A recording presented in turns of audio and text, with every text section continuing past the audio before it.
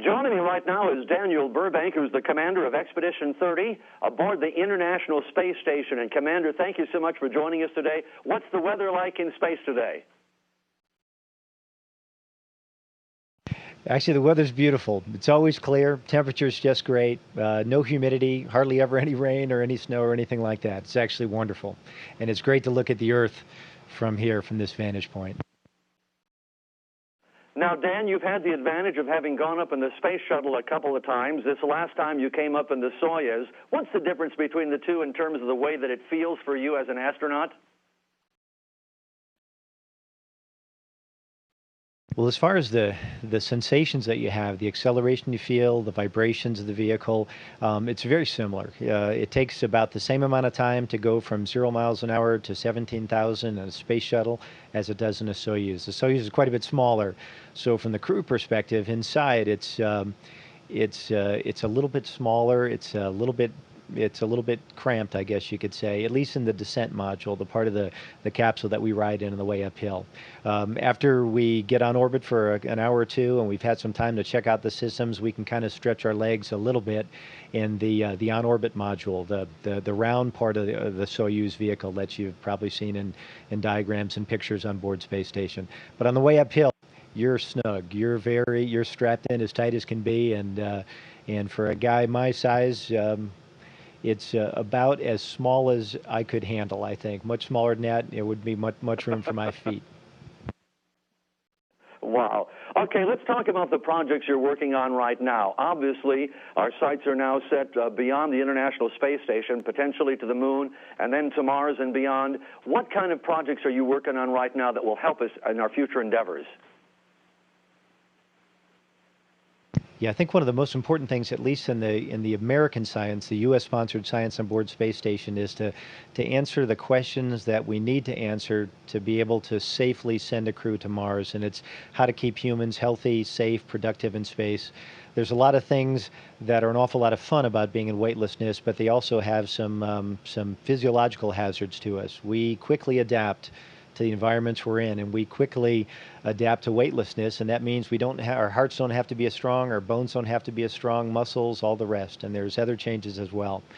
Those would all be fine if we were going to live in space forever in weightlessness, but if we're going to go to Mars, we want to land and be functional. If we're going to come back to Earth, as I hope I will shortly, then I'd also like to be able to retain as much of the muscle mass and bone mass as possible. So a lot of the experiments we're doing, including one that I'm wearing right now, are aimed to figure out all the different things that happen to, for example, the heart. So from the electric signal standpoint, from the muscle strength standpoint, from the volume, the cardiovascular output, the stroke volume that the heart pumps out, all those kinds of things, we're doing studies to analyze that, and we do it for a whole host of other things.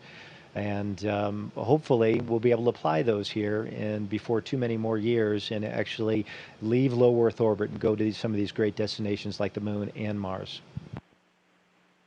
Now, tell me how the space program has changed for you without the shuttle, because I'm thinking from one perspective, because I've covered so many of the space shuttle flights, it's not in the news, and unfortunately it's that out of sight, out of mind. But we still have a lot of projects going on, but I think a lot of people have kind of, I don't want to say they've backed off, but maybe they've lost a little of their interest.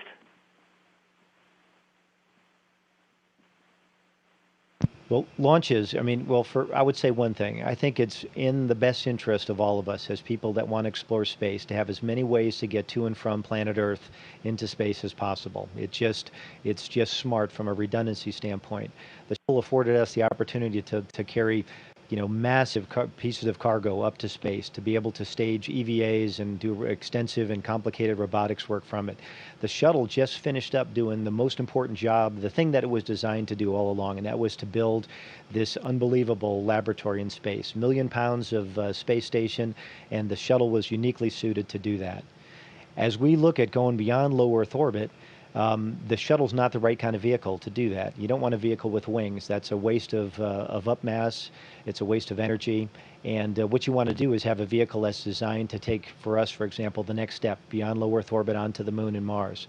For the time being, though, between now and when we have those vehicles in hand, the things we need to do on space station is to work hard to figure out, to solve all the problems that potentially could be major hazards for us down the road.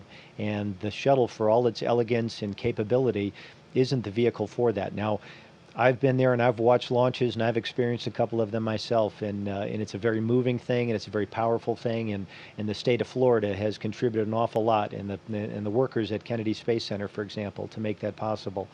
I hope sooner than later that we're going to have a suite of other vehicles, and many of them launched out of Florida, to continue American presence in space, to continue American access to low Earth orbit. So I look at this as the next logical thing. We only have a certain amount of money. We're spending that right now on the things we need to do and the research on board space station, but we're also investing in new vehicles down the road. So. Right. We're talking about the Dragon capsule, the Falcon rockets, the Orion, and some of these other projects. Now, tell me about this automated transfer vehicle, because I think a lot of people don't understand is if you don't occasionally boost the International Space Station to a higher orbit, Earth is constantly pulling it down and would love to drag it back down into the environment. Yeah, that's right. In fact, the space station is kind of in a sweet spot altitude-wise right now. It's at a place where we don't have to expend a lot of propellant to get to it, don't have to expend a lot of propellant to get back down, but it's also in a place, although it's nearly a vacuum outside, behind me here, for example, there's just enough air with the wide expanse of solar rays and just the surface area of the space station to gradually slow it down and bring it down. So the space station, left to its own, after a course of many months, would re-enter the Earth's atmosphere. But we periodically reboost it, and we do that with visiting vehicles. It could be the automated transfer vehicle, which is a European vehicle. We have Russian Progress vehicles. We had the shuttle doing those kinds of things as well. We also have plenty of propellant on board space station to do that. We don't want to take it up really high where it would stay there for a long period of time, because again, it would take us an awful lot of propellant to get to it. So it's in a good place, but we do need to periodically give it a little bit of a boost.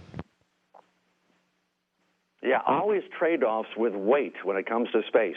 Daniel, thank you so much for joining us, and good luck to you folks up there, and may you have a safe return back here to terra firma.